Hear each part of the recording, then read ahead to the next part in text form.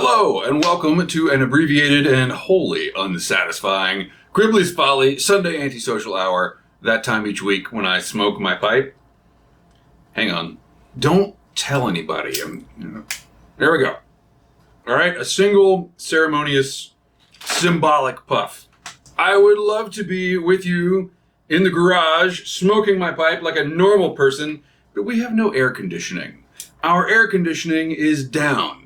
There's a heat dome coming. Normally I'm worried about tornadoes. Now I've got to worry about a heat dome? Now I know what you're thinking. Hey, there's never air conditioning in the garage. That is true. But I'm always sitting in the garage, sweating through the Sunday Antisocial, knowing that I can come back into the air conditioning. And because I know I can't, there is no way I'm getting in that garage right now. Thank you all so much for all of your support. Regarding my exhibit, the opening was 10 days ago. And this is kind of the first time I'm coming up for air since then.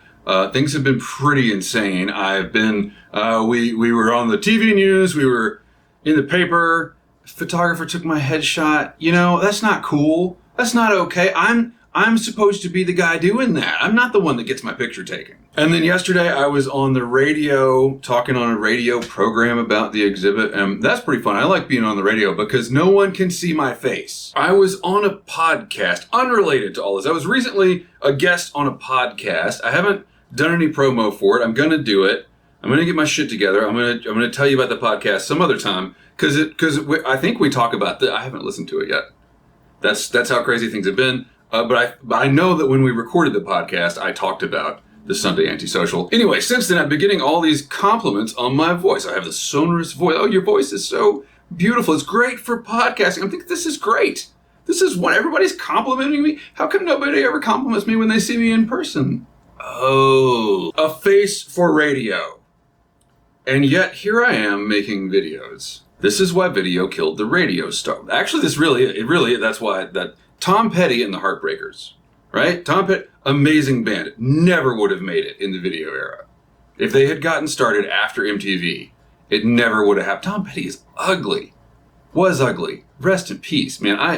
I miss Tom Petty all the time. I woke up the other day and I was singing his song Rebels from Southern Accents, and it was just in my head. And this song gets in my head quite a bit for the last 25 years. And I woke up and I was thinking about it, and I all of a sudden, I'm not going to spoil it for you, but I go listen to Rebels, Southern Accents. I'm sure you can find it on YouTube. I all of a sudden realized that I had been misinterpreting this song for the past 25 years. Like, I knew there was nuance to it. I knew it was complex, but I did not realize how unreliable the narrator is. It's an amazing song, and this realization made it no less amazing. It's pretty cool. Back to the exhibit. Once again, thank you so much. I have a hard time with this kind of support. I can accept compliments about my voice from people I don't know who have never seen my face, but when it comes to stuff that really matters to me, it's hard to, I don't know. It makes me uncomfortable, but I appreciate it. I appreciate it. Thank you. There's more to tell you. I haven't pushed the exhibit very hard on YouTube because I know that most of my audience is not local. If you're local, 205 College Street, downtown Asheville, go see it. For everyone else, and for those who are local, I couldn't help making more work for myself. I wrote a book. I mean, mostly I illustrated the book with the photos. So here's the deal. In that time period when marriage equality happened in North Carolina, sort of 72-hour time period, I shot 2,300 photos. Which actually isn't that much. I kind of wish I'd shot more. But the wall in the Register of Deeds office could only hold 22. So that's less than 1% of the photos I shot. And there's a lot of photos that are good and that are narrative, that tell important parts of the story that didn't make it in to the exhibit, the photos on the wall. So I made a book. 100 more photos are in the book. There's a lot of writing in the book about my thoughts I've made from notes and stuff that I made that day. And it's on my website, and it's free. I don't even ask people to join the mailing list. Like, you can join, there's a link right below. You can join the mailing list, but you don't have to, because these photos are, they're mine, but they also feel like they belong out there. I want people to be able to have them. So the book is called Day One, The Victory of Marriage Equality in North Carolina, and it's on my website, and you can go download it and read it for free. You don't even have to yet. Just go read the book. Okay. Did I hit everything? Have I promoted everything that I need to promo? I hope so. All right. So I have been in like public facing mode way too much. Like, I know that what we do here every week is public facing, but most people I know in real life do not give a shit about what we talk about here. So they don't watch. That's okay. That's fine. In fact, I kind of like it that way. But so normally when we talk, I kind of feel like we're talking in private, even though it's on the internet, like for everyone to see, but it feels like a private exchange. And man, I have had so many public exchanges, and it really makes me nervous. I'm not in the public eye anymore.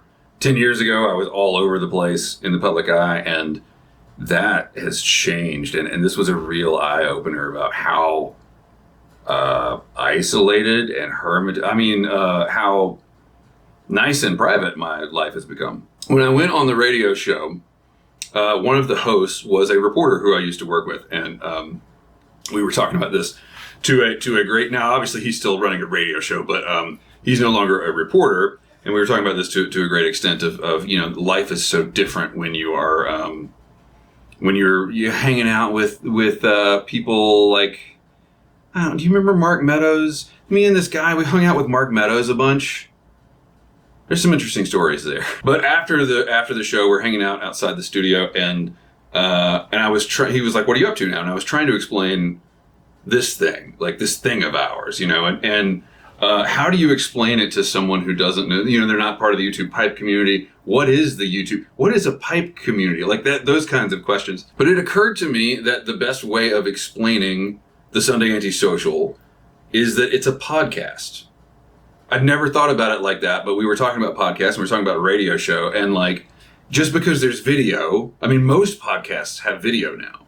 Podcast as a word kind of seems to have lost its meaning, because who has an iPod anymore? But yeah, I'd never really thought about that. So I think what I might do, let me know what you think about this. I might, because right now I'm really tired of my face being in front of everyone else's face, and I've thought about. Since that conversation, I thought, I was sitting in a radio studio. I had a microphone in front of me. I felt so much more comfortable than I do looking at my own face. It's very strange. What would it be like for the Sunday Antisocial, or any pipe video, really? Like, would you listen to pipe podcasts that were just like, the same people you watch on YouTube, but they're smoking their pipe and they're just talking? You don't actually see the video. Because half the time I watch pipe videos, I'm not watching, I'm just listening to them. They're in another tab while I'm doing something else. So that's an interesting idea. And then that would give me an excuse to have like bumper music and sound effects and all sorts of cool stuff. You could be the third caller and get I don't know what you get. You'd get your questions answered. That's what. Let's see, that wouldn't happen. That wouldn't happen in a podcast. We wouldn't lose the focus like that. Now you see my fishing bag back there. Rafa asks Gribbs, have you lost weight? Almost certainly not. Maybe because I forgot to eat a lot in the last couple of weeks. Could be that. But I also, when I did eat, it was a lot. And then there was the copious amounts of alcohol to go to sleep at night. Why is it that as we get older, we become tireder, but it's also harder to go to sleep? It's harder to go to sleep, but I'm not awaker. You know what I mean? It's not like why is there a middle ground between young and youthful and dead that is this undead insomniac state? I don't know. Grant Reynard asks Gribbs, did you pass the test? He's talking about the test I took to work at Goodwill. Did you get the job? I had a similar test once long ago. Decided mid-test I definitely didn't want the job. Another Ask Gribbs question, have you ever thrown an interview? Yes and yes. Wait, no and yes.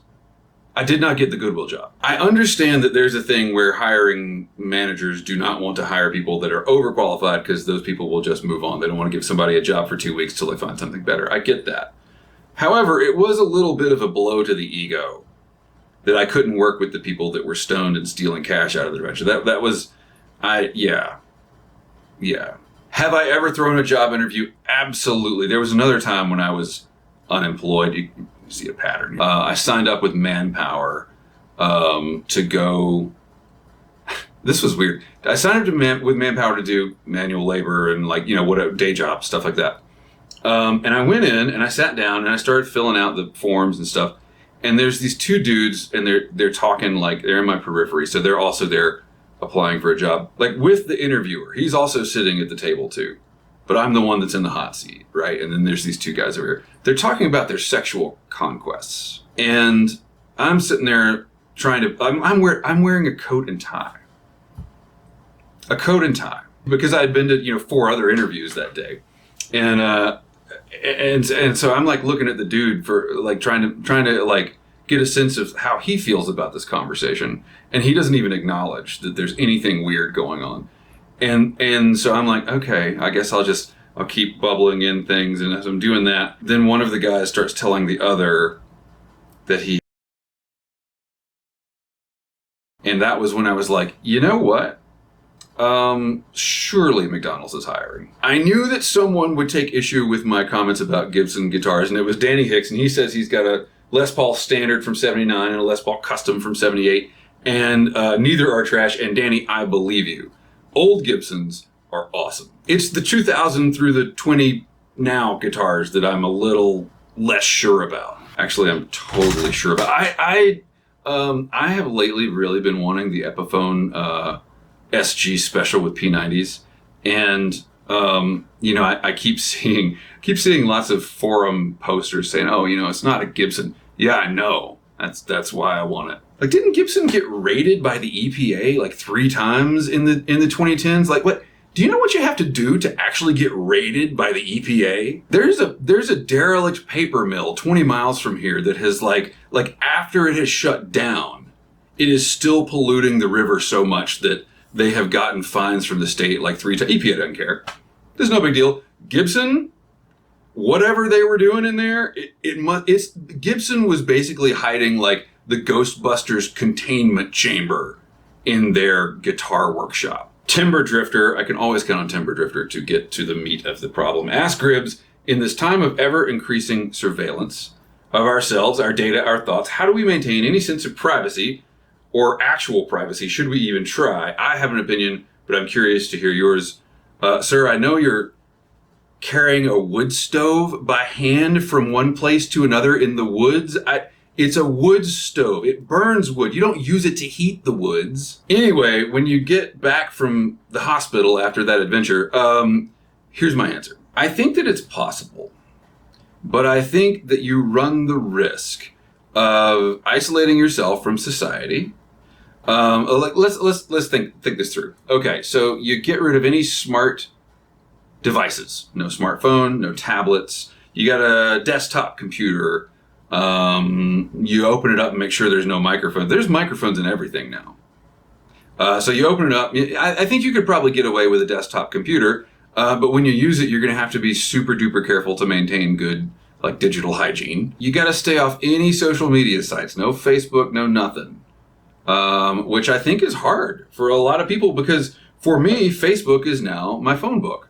If there's someone that I haven't seen in 10 years and I think, hey, they'd like to come see my exhibit, I don't know their phone number. I don't know their address. I don't know their email address. They're on Facebook. It's like the way that the phone book used to be. But the phone book did not scrape all your data. So I think you could maybe get on Facebook and then sort of never post anything, not put any revealing things out there, and you'd be okay, maybe. But you can't have any, like the minute you start to get more accounts. I use a password manager. I've got like 250 accounts. That's a lot. So at some point, so I got an alert from the New York Times. I haven't subscribed to the New York Times in years and years and years. I got an email the other day that was like, hey, your data's been leaked. We got breached. Sorry. So even innocuous things. You want to read the newspaper? Well, you got to put your data out there. But I think it could be possible. I think if you were willing to make these sacrifices, it could be possible to maintain some kind of anonymity online. What I worry about is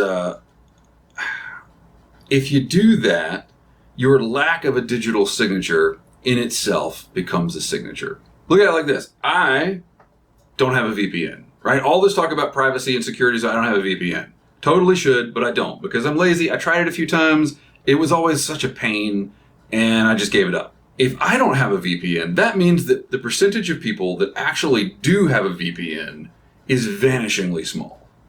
And so that means it would be incredibly easy to find out who they are. And we're rapidly getting to a time where the percentage, as older generations that don't use computers die off, we're getting to a time where the amount of people that don't have an email address, that don't have a social media account, becomes vanishingly small. So from a data perspective, all you gotta do is cross-reference this stuff. So you got a social security number, you got a name, you cross-reference that. Oh, this person doesn't have a Facebook account? Oh, they're 95. Okay, that makes sense. They're 25? They don't have a Facebook account? They don't have Instagram? They don't have an email address? Something's fishy. So, and this being the easiest option, of course, maybe that's my bias in thinking that this is the best way to go. I think having a signature that you curate. You know, I got plenty of accounts, but I'm not putting anything private online, like really private, like Ashley Madison level private, since we discussed that a few weeks ago. No. Never put anything on the internet that you wouldn't be comfortable hearing read back to you in court. With those words to live by, I am out. I got so much stuff to do, but there's a ton of content coming at you very soon. Thank you so much for your support. And as always, thank you for watching. Keep the ends out for the ties that bind.